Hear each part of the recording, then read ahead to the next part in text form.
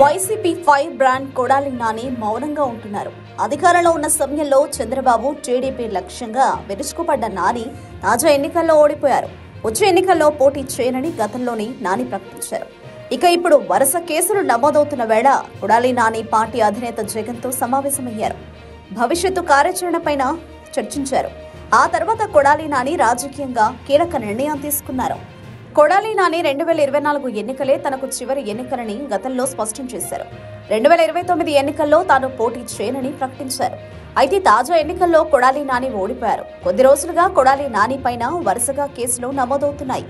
కోర్టుకు వెళ్లి ముందస్తు బెయిల్ కోసం అభ్యర్థిస్తున్నారు. ఈ సమయంలో కొడాలి నాని గతం కంటే భిన్నంగా పూర్తిగా మౌనం పాటిస్తున్నారు. ఇక నాని గతంలో చేసిన ప్రకటన ఆధారంగా నాని రానున్న రోజుల్లో రాజకీయంగా పూర్తిగా దూరం అవుతారంటూ ప్రచారం మొదలైంది. ఈ సమయంలో కొడాలి నాని తాజాగా మాజీ సీఎం జగన్తో సమావేశమయ్యారు. తాజా పరిణామాలపైన చర్చించారు. ప్రస్తుతం పార్టీకి అండగా ఉండాల్సిన అవసరం ఉందని ముఖ్య నేతలకు జగన్ సూచించారు. దాడులు ఎదుర్కొంటున్న కేడర్కు భరోసా ఇవ్వాలని నిర్దేశించారు. తాను జిల్లాల పర్యటనకు వెళతానని వెల్లడించారు. జగన్తో భేటీ తర్వాత జిల్లాలో కార్యకర్తలను పరామర్శించేందుకు వెళ్లాలని కొడాలి నాని నిర్ణయించారు. ఈ మేరకు పేర్ని నానితోనూ చర్చలు చేశారు. పార్టీ పరంగానూ కార్యక్రమాలు నిర్వహించాలని డిసైడ్ అయ్యారు. మరోవైపు కొడాలి నానికి వరుస షాకులు తగులుతున్నాయి. ఇప్పటికే ఆయనపై పలు కేసులు నమోదయ్యాయి.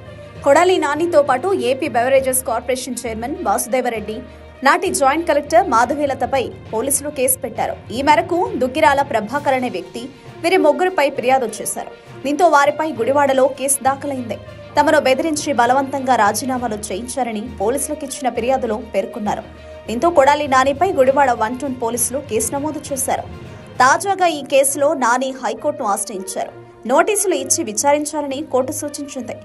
కేసులు రాజకీయంగా ఉక్కిరిబిక్కిరవుతున్న కొడాలి నాని ఎలాంటి నిర్ణయాలు తీసుకుంటారనేది ఆసక్తికరంగా మారుతోంది.